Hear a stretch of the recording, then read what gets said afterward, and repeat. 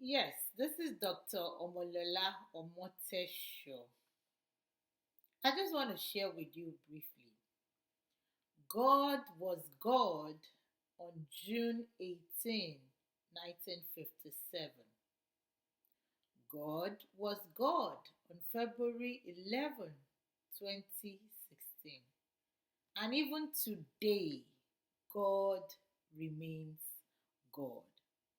Never let death redefine who God is in your life or who God is to you.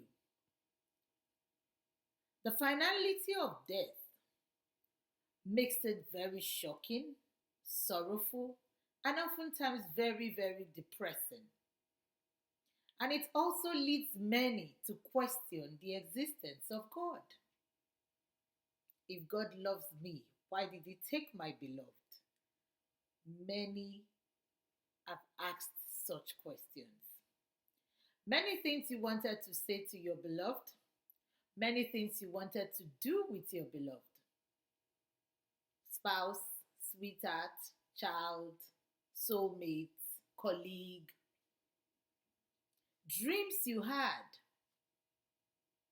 of a better life together, of spending more time, of growing old together. In a twinkle of an eye, everything disappeared with no hope of recovery. The loss of support, the loss of guardians, the loss of love, the loss of friendship, the loss of togetherness creates such an emptiness that becomes so challenging to heal. Sadly, many are in cultures where folks just start urging you on. Come on, snap out of it. You're not the only one who has experienced loss. You need to move on. They want you to repress and they want you to just continue as if nothing happened, as if no one is lost. They want everything to disappear into nothingness.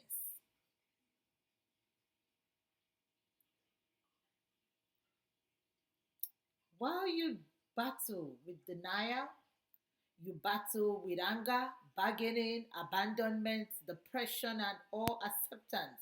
Many put you in a witness box, wondering whether you love the person that much, whether your attachment is strong enough to warrant your level of grief or the way you're mourning. They try so hard to find meaning in a loss that is not theirs. It was not until Mommy passed on that I realized that people say sorry for your loss. Your loss? Was my mother not your mother? Was my mother not a mother to you? Was she not a blessing beyond my family? Was my husband not your uncle, your brother, your friend?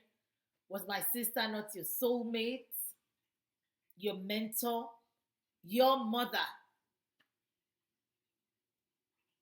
How come the loss is now mine? It is not my loss, it is our loss. The loss of anyone who was a blessing to humanity is a collective loss.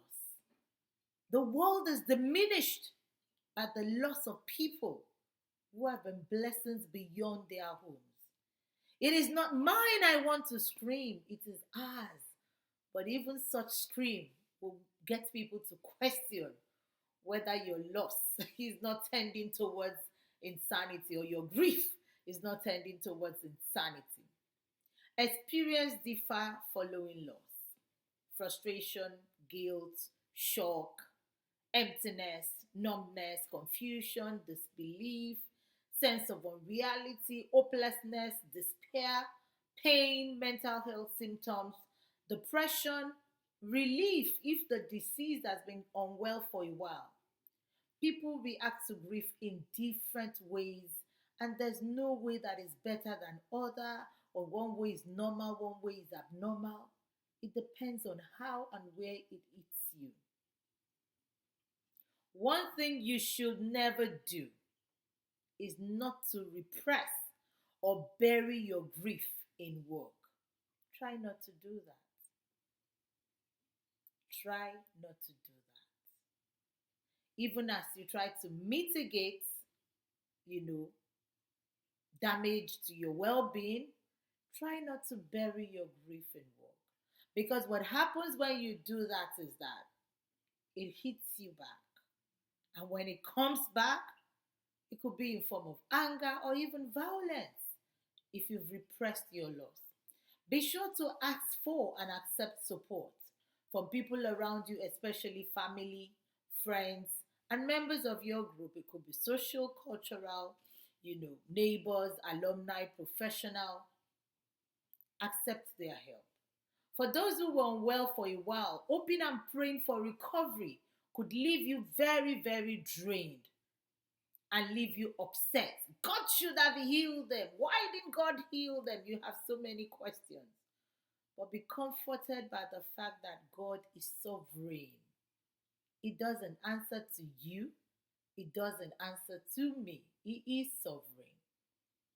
And also, this makes our own mortality stare us right in the face, because one day I'll be gone, one day you'll be gone. We can only pray that we live long enough to impact, to be a blessing, to touch lives. In grief, one thing is most important, and that is you. Your well being is very, very important. If you have experienced the loss of a loved one, I urge you to guard your mind with the Holy Book. If you believe in God, you believe in the God of the Bible, guard your mind.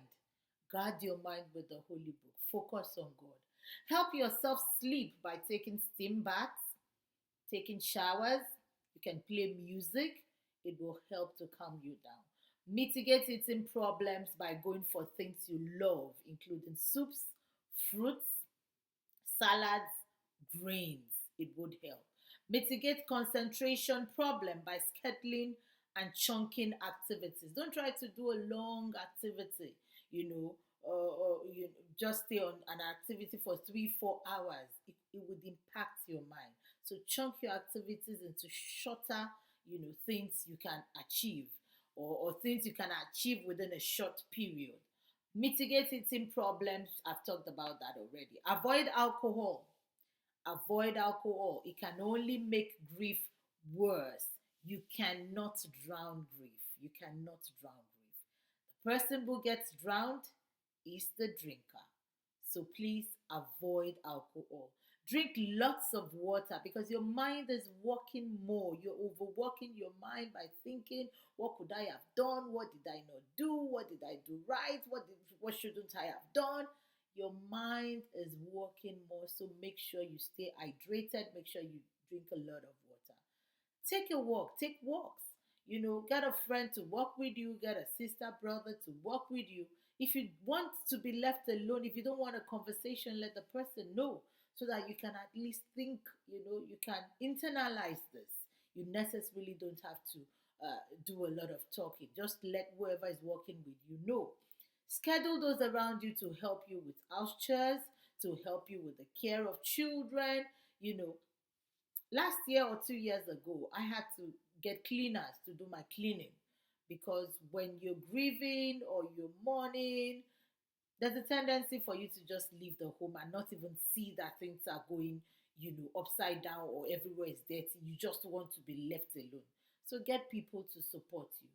Schedule those around you to give you the necessary support. Speak to those concerned about your beloved's affairs, his legacy, our legacy, financials, very, very important. This is where a lot of Africans get into a battle. They want to take it all. Make sure you speak to those who are concerned. Institute a project, do something, a plant, a pet, a memorial stone, album from tributes. You can just have pictures and then cut out tributes and add it to the pictures. Do something. Learn to meditate and pray.